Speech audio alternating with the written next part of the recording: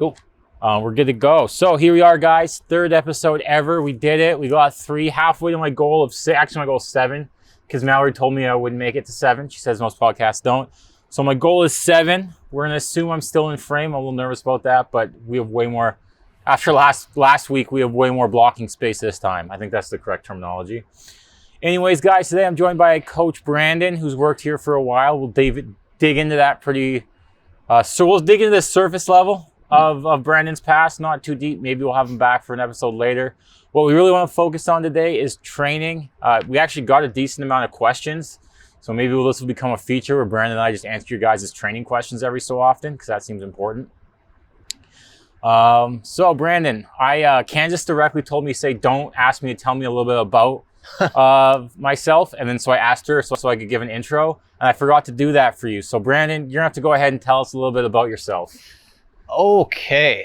Well, I started CrossFit about, 9 years ago. That's a long time. Quite a while ago. Done most of the opens during that time. I started coaching CrossFit very I don't want to say unprofessionally, but I wasn't taking it too seriously for the first little while. And then back then, as time went on, I started doing it more and more. I recently did my level 2. Great. Level 1. That was a bit of a thing, eh? Oh man, that was, with COVID, which depending on when you see this, maybe a thing of the past, or maybe... We're assuming that there will be people watching who will get to 500 episodes. 2-3 years from now, people will go back and they'll have forgotten all about it. That's my dream. That would be great. But I did my L2 during COVID because my L1 expired just in the middle of COVID. And, CrossFit was nice enough to give extensions. And then I got my L2. And then I guess during the partway through the pandemic, I was called upon to coach a lot more, and I did. You don't have your other job. All my other jobs were COVID, not COVID casualties, I guess, or deemed not mandatory. So okay. There's a softball question that we can lead into. Mm-hmm. That says, how did you and Brandon meet? The question was sent to me via text, so I assume they mean how did me and you meet? I guess you guys moved to the area, and then Amanda joined the gym, and then you joined the gym. Yeah, I show... nothing special. Nothing super crazy. Super normal.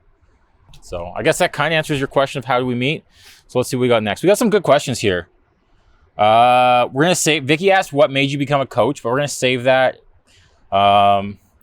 It's not really about training. Maybe we'll have you back and we'll get like a deep dive into your past. Because you mentioned something about being in a band. We're going to talk about that. Oh boy. We have a low ball we can get into. Clint asked who would win in the fight between Matt Fraser and Rich Froning. I don't think I think neither of them win that fight. I think I think they'd both end up kind of embarrassed. I don't know if you watch people who don't know how to fight, it doesn't usually look good. I know that celebrity fitness boxing is a thing now with a bunch of people stepping into the ring, but they're training for it. Who would win in that fight? I assume Rich would, because he's a little bit taller. And I think when it comes down to it, reach is probably pretty important. If we assume a boxing match, I don't know anything about fighting. I'm not a big fighter. I watch a lot of fighting, MMA specifically. Yeah. And who do you think would win then? You're the expert. Two unskilled people fighting each other looks terrible. Yeah, that's what I said. I don't think anyone wins. I'm going to go with Rich Froning. Yeah. And the other reason, in their head-to-heads, Matt's only ever beaten Rich once, and it was in an open, the second open workout. Head-to-head at the games, Rich Froning won. The first open announcement they did head-to-head, Rich Froning won. It was 2 workouts technically. He won both of them. So, and people always like, oh, Matt Fraser's better than Rich Froning. That's probably true. But I always say, Matt Fraser never beat Rich Froning when it counted. So, I hope Matt Fraser sees this podcast and gets mad, because apparently that's something he does. Oh no, he's gonna come after me. He holds grudges. I guess so. Yeah, we don't really want that. We don't want that. I don't know. It'd be funny. I don't know. I'd say it's an unanswerable question, but Thanks for the question, Clint. Really appreciate it. Awesome. So now we can get into some deep dives, which will give us a good discussion, I think. I have lots of opinions on these questions, so I'll try to let Brandon get a word in edgewise as well. Let's start with a question I'm pretty passionate about. This is from Andrew. What are we missing from not having access to barbells and heavy weight right now? I feel like I've made major progress with 50-pound dumbbells, and I wonder how progression on moves like squats or deadlifts would benefit if I had differ if I had a barbell. So my opinion on this has changed a little bit. Even before the lockdown, pre-lockdown, I thought we were too barbell specific. I thought people liked it too much, and whenever I started programming away from it, people got a little antsy.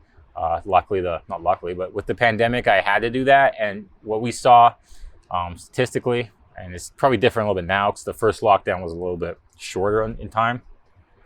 But what we saw was people came back at about 90 to 95% capacity of 1 rep max. And then as they just got used to the barbell, they were stronger. And so what my hypothesis is, there's no scientific proof of this. My hypothesis is that people learn to move a little bit better, but they neurologically got a little bit less good. So they forgot how to squat. They didn't forget how to squat, but their body forgot what heavy weight felt like. But once they got used to that weight or heavy weight, everything kind of got back together. So you're not missing much. The reason gyms like barbells is it's way cheaper. To get a set of dumbbells that are adjustable or a dumbbell set for everyone so you can make small jumps would be insanely expensive, especially now. Whereas if you have one barbell, you can change plates. And that's why I think a lot of people have gravitated towards barbells in CrossFit gyms. Traditional CrossFit programming has less barbell in it, but it's just really hard to open a gym and have 12 people and all of them have the exact right set of 2 dumbbells. Yeah, no, I mean, finance plays a huge part in that, especially the original CrossFit ideology was a bit more bare bones style of fitness versus the Globo gym, which had, a million different machines. You could, was what can you do with 1 barbell and a set of plates? Yeah. And that, became a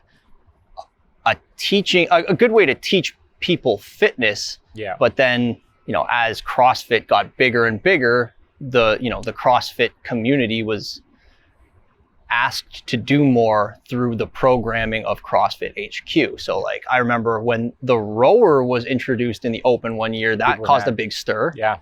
And then when the dumbbell was introduced, that caused another big stir because it was can this gym financially handle the equipment costs? That was weird too. The dumbbell, the rower was one thing. That was almost weirder because the dumbbell had been in CrossFit.com programming forever. Greg Glassman has an article talking about how it's the most important training piece of training equipment besides your body for gymnastics. He really likes the dumbbell. And the other thing I'll say is I think sandbags are super valuable. I've done a couple different training programs that were focused on the sandbag, and when I did them, they really helped me out.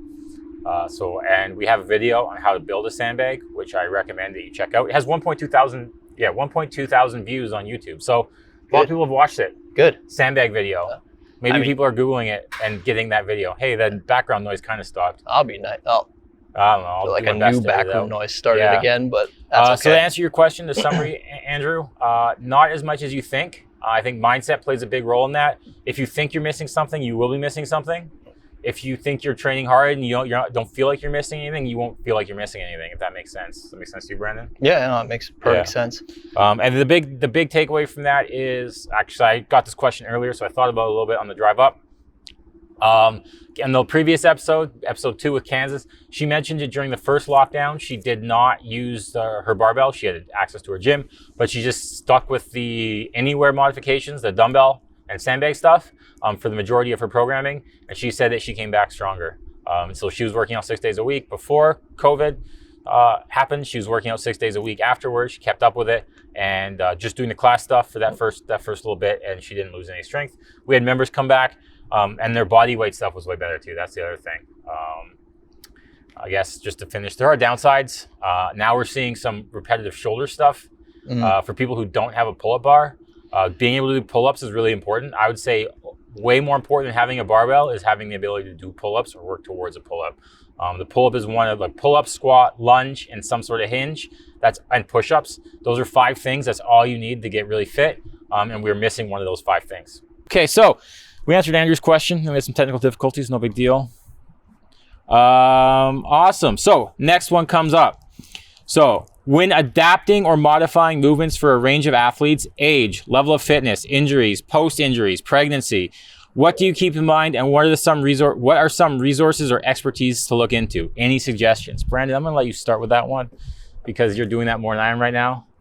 So you can go ahead and take it away. I guess I try to think about what the individual needs for the workout.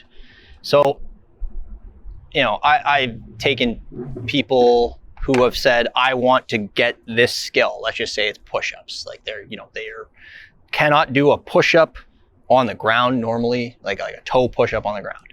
How do I get that person to the point where they can do 10 unbroken toe push-ups on the ground? And normally that's, through some CrossFit methodology scaling, but also it's from, just like personal experience, like where can that person be lacking? Is it midline strength? Is it arm strength? A combination of both. A lot of times, body awareness, having them do a lot of the same thing over and over, learning how to make their body function the way that they want it to, takes time. And a lot of people came to CrossFit with very little athletic background. So they just don't have the awareness. So I like that point, the lack of athletic background people have. I think that is an underrated comment, especially when people are too hard on themselves. Just as an aside, people get hard on themselves for not learning a movement. Yeah. And it's like, man, you haven't really tried to learn a movement before. Like, learning movement is a skill. And then they see someone pick it up really quick, not realizing that maybe that person's been an athlete their whole life, where they've dedicated time to learn how to pick up skills. I personally, I didn't go very far in any athletic pursuit, but I did a lot of athletics growing up. And you do cross country running, volleyball, baseball, martial arts. You have to learn how to move your body in different ways for different sports. And then when it comes time to be in the gym and someone's like, okay, we're gonna Olympic lift, that's something that's like not like any of those other sports, but the process of learning how to move your body comes easier to someone that has, spent a lot of time having to learn how to move their body. Yeah, that's a good point. As for resources, for coaching, Brandon mentioned experience. I think that's the biggest one. I think that's one of my things I rant on, is that you can't really replace it. There's no shortcut when it comes to learning how to coach for experience. And that's something that if someone told me when I was 1 to 3 years into coaching, I wouldn't have believed them. So I don't tell people that. I'm like, hey, you can't coach as good as you think you can because you don't have the experience to do so. There's just it's just practice like anything else, any other career. You can't really go to school for coaching. So that's kind of the weird thing. It's one of the few things left. It's super, I'm talking 1600s old school, where you have to intern and learn. The apprenticeship, I guess, is the word I'm using for. It's one of the few things where it's pure apprenticeship, and you can go to school for kinesiology, and it can help. Or if you have an athletic background, that can help. Having participated in athletics, but it's windy out now. Yeah. But there's no replacement for experienced coaching. So I agree with that. There are some resources. CrossFit has some courses. One of them is a scaling course that's really handy. If someone who wants to really learn how to do that, you can take the scaling course. There's an online level 1. It's expensive, but you can take that. They talk about scaling there. You can read the level 1. They talk about scaling. When it comes to scaling, the first step is to look at the workout. So it's I want the workout to take 20 minutes, and you have to make the workout take about 20 minutes. We try and include notes for you guys. This should be done in 2 to 4 sets. This should take you 1 set unbroken. You should use 80% of your weight. That's us trying to do our best to give you those guidelines. But the issue with that is, so Brandon might be really good at moving his 80%, say back squat, whereas I'm not so good at it. And then what happens is if we both scale with 80%, we have completely different workouts. So that's why I don't just give, some programs will give you pure percentages. If you can't do 315 on this workout, do 90% of your 1 rep max. And then what happens is 2 different people are going to react 2 different ways to that. So it does require some, not experience, I guess this is a long way of me saying, it requires experience on the coach's part, but as an athlete, it also requires experience. So you can ask questions of the coaching staff, you can ask questions of yourself, but the biggest thing I tell people is to just take more notes in SugarWOD. Like if a workout has like our workout with the deadlifts, when was that? Last Friday, 2 Fridays ago now when you guys hear this, had the really heavy deadlift. Note what you did for that, and if it ever comes up again, check back on your notes if you see 405. And so one thing you can do is when you see like 95, 65, you know what weight you should use for that, and until it starts feeling like you're just crushing it, stay at that like weight. So maybe if you're a guy, it says 95, you do 65 until you know you're beating like everyone. And that weight's no longer an issue, then you move it up to like 75 or even 85. If that makes sense. But that comes from your own experience. Yeah. Experience, like, you know, learning your body. Thom said reading. Yeah. Yes. Like, you know, I have never been to a gym where so many notes were included with each workout. And, you know, yes, that's a lot of work for Thom to do, but also like you should read those notes every day and be like, okay, can I do this workout in 20 minutes as it is written? No? Okay. What is going to be the hardest part for me? And then, you know, find a scale that works for you. And this is if you're doing it on your own. Like obviously like the coach, you can ask the coach if you're in a class, like if you struggle with your shoulders, and it's a push-up day, like I said before, find a scale that works for push-ups for you, or you know, what that a coach think would be a good way of getting you through that part of the workout in the set amount of time. And I think that I sent you guys out like a bibliography about practice, an active bibliography about practice. So when you're hearing this, it'll be like a week ago. Check that out. Some of the articles talk about how to develop the skills yourself, to have some self-awareness. I think that's really important. To know that, and it's a fine line because you want to be confident, but you don't want to be too confident. You have to have a realistic expectation, and that takes time to develop. But the biggest thing, and this can tie into a question I wasn't going to answer, but I'm going to answer it. What are some pet peeves when teaching class? And it's my only pet peeve. I don't have very many. People think I have a lot, but I don't. My only pet peeve is when I directly tell someone to put a weight on their bar and they put something else on their bar. Unless it's lighter. Like if it's lighter, we have a conversation. But if I tell someone to put 210 pounds on their bar and they put 240 pounds on their bar, that's the only pet peeve I have. Because of what we just talked about, that self-awareness, you, not anyone I'm talking to specifically, but whoever this hypothetical person is, they don't have the self-awareness. Their self-awareness does not match my coaching experience. And I'm not trying to like sabotage them. I'm not trying to be like, oh man, this person might get fitter than me. If I don't, enough members are now fitter than me who weren't fitter than me, that it should be very obvious that is not my motivation. Yeah. And so it's just like, I know you think you can do that, but your experience and my experience are at very different levels. Your experience as an athlete is here. My experience as a coach is, I don't know if it's on camera, is here. And that's the only pet peeve I have. Anything else is my fault. Like when it comes to coaching class, like if someone doesn't understand the workout, that's my fault. It's not a pet peeve. If someone isn't paying attention, that's my fault. I wasn't engaging. But it's when I have a direct conversation. Brandon, put 225 on your bar, not 275. Okay, that sounds good. And then you have the wrong weight on your bar. Or if I tell you to do a movement and I give you a modification, hey, do banded pull-ups today, don't do kipping pull-ups. And you're doing kipping pull-ups. And I can't communicate any clearer. And I told you why, and you're just decided that you know more than me. That's my only pet peeve. So I was on the side. Like that builds in the question though. Brandon, do you have any pet peeves? Whew. I have a few, probably more than Thom based on what he just said. I would say my biggest one is people that scale partway through a workout.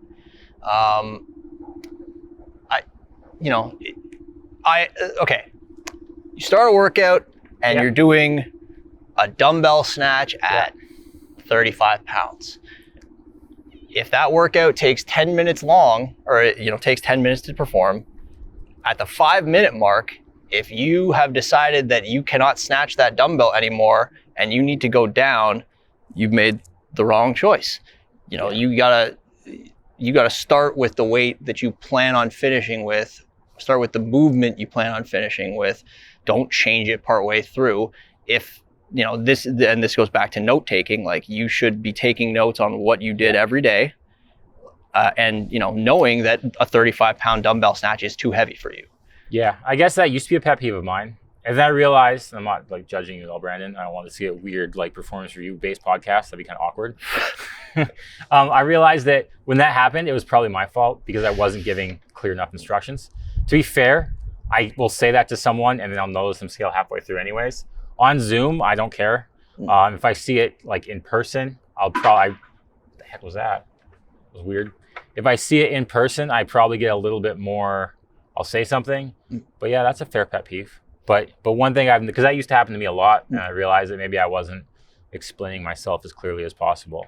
That said, I agree with what you said, especially when it just looks like the person decided they didn't want to try very hard. There are times when, you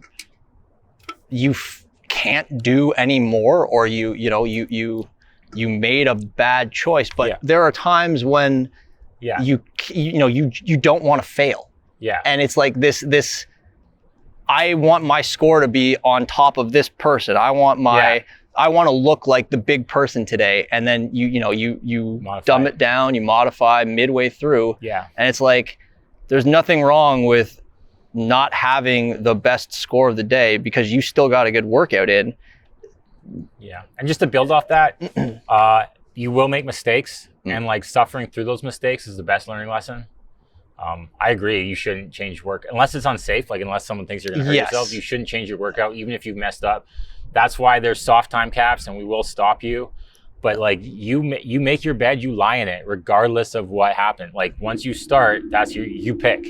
Like, and then to be fair, if you're like, I'm going to do 5 strict pull-ups and then 10 jumping pull-ups, that's fine as long as you start and finish that way. It can't be like, I'm going to do 15 strict pull-ups and then you halfway through, you decide that was your start of your workout. Halfway through, you decide you're going to change it. That's where it becomes unacceptable. If that makes sense. And safety, like, Safety's I was not important. than to say that safety is not a concern. I know what you mean. But it's like, I'll see someone do push-ups and then their push-ups get hard and then all of a sudden they're doing knee push-ups, but they can still do toe push-ups. And I think that's the one for me, that's the only time it can still kind of be a pet peeve is because it's not like when I was doing today's workout, it's not like I stuck with like they got hard at the end. It's like what was it?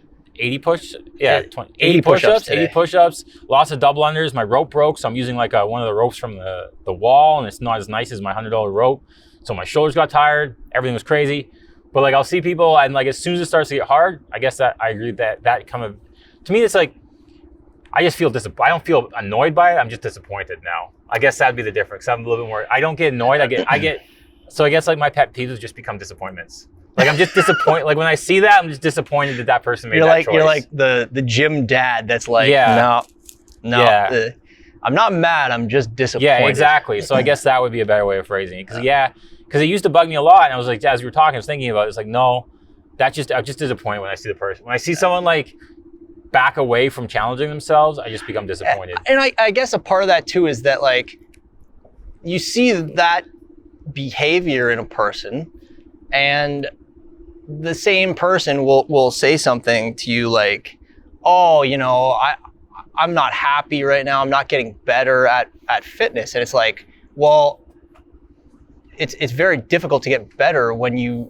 when you are deciding that you don't that your workout needs to be a certain way instead of me telling you the intent. And it's like, if you don't want to pay attention to the coach, then you're, what's that phrase? It's like the person that represents themselves in court has an idiot for a lawyer. Oh, I haven't heard that phrase before. It's true though, unless they maybe are a lawyer. That takes us to our next question. Because it kind of leads into that when it comes to improvement. Outside of class, how much mobility, stretching, and or extra work should we be doing? There's another thing I could rant about. Maybe I'll start turning some of these into rants eventually. Maybe I'll do like a weekly rant. So like a mini podcast, that's a thing. First, add sleep.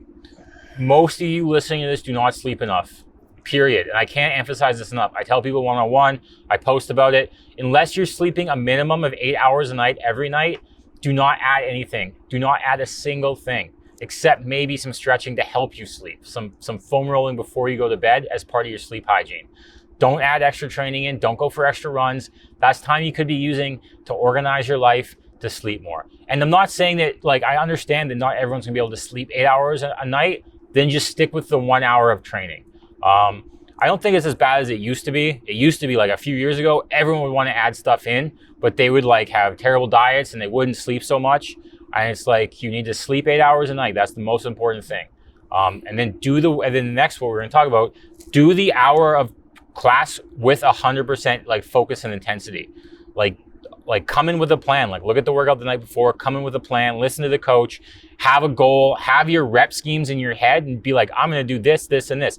Start doing that. Add some stretching in at night, like just sit on a lacrosse ball, do some ROM WOD, do some Go WOD mobility. Neither of them sponsor the podcast, so I don't care which one you use. Or just like find a yoga video on YouTube, but do some mobility. Everything else, like until the sleep is dialed in. So until your sleep's 8 hours a night or more, don't add more training.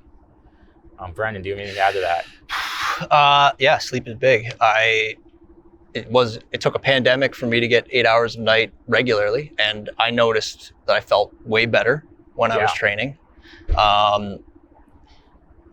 I would say that if, again, goes back to reading the notes, every day there's usually some sort of mobility that's like associated with the workout. It's like, if, you do the running today, do some couch stretch after the run. It doesn't have to be a lot. Little things, just little things. I've dialed down my personal mobility a lot, but I've increased my sleep. And I'm not saying you shouldn't do mobility, but the sleep is more important than mobility. But in my personal experience, there's again no science to back that up, but replacing like coming in, I don't do mobility when I work out. I work out at between 6 and 8 every day. I don't start with mobility. I start with the warm up as written, nice and slow. But I try and get more sleep, and that's made a bigger difference to injury prevention than stretching. I'm not saying mobility isn't important, but sleep is more important. That's something that I've learned from the pandemic as well, as Brandon said. If you're going to add anything, and you have the ability to add in strict pull-ups. That's like the first thing you should add in. You can never, there's no like cap on your ability to do strict pull-ups. They should always be strict chest to bar. And there's no like, you're not going to overtrain your strict chest to bar. You're not going to like, unless you're doing some weird banded thing or jumping or doing them really incorrectly, you're not going to overtrain. You can do strict chest to bar pull-ups every day to failure, and you're not going to overtrain that.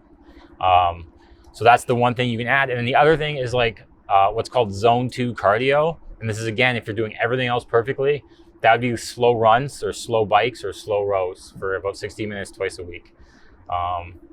The last thing people need to add is more weightlifting and more like load. The reason being, like whenever we load our spines or load our skeletal systems, it's fatiguing, it's very fatiguing. As we age, that becomes more fatiguing.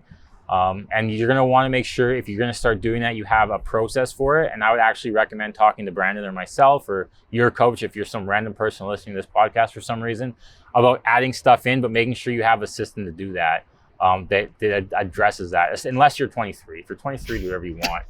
But if you're over the age, tell the 23-year-olds that. There's no 23-year-olds at our gym. Oh, but the habits, the bad habits. Once you get to a certain age, you gotta be more chill. You gotta know what you're doing. And then when you add stuff, it should be, and then if you're doing all that, now in the programming, you can add, like there's things you can add in. It'll say like the bodybuilding complexes are like the best thing you can add in. So not like more squatting, but more single leg squatting. Not more bench press, but like single arm pressing. That's where you start adding stuff into. And that's been like the basis of my competitive training philosophy for more competitive CrossFitters, is to add in single arm stuff. But I'm hesitant to even say that because you have to add the sleep in first. Yes. You have to add the nutrition in first. You have to add the mindset when it comes to your workouts in first. The fittest, like biggest changes I've seen in people's fitness just come from 4 to 6 hours a week, but with 100% intensity. Whereas I've seen people go like 6 to 12 hours a week and get hurt or less fit more often than get fitter. So that's that. I guess another like, and this is anecdotal, but like as my sleep went up during the pandemic, I noticed that I did not wake up feeling as sore as I used to. And that goes into the recovery. There are people that still message me about, I feel really sore from doing all this stuff. It's like, did you eat well? Did you sleep well? If you don't do those things, nothing else is going to change.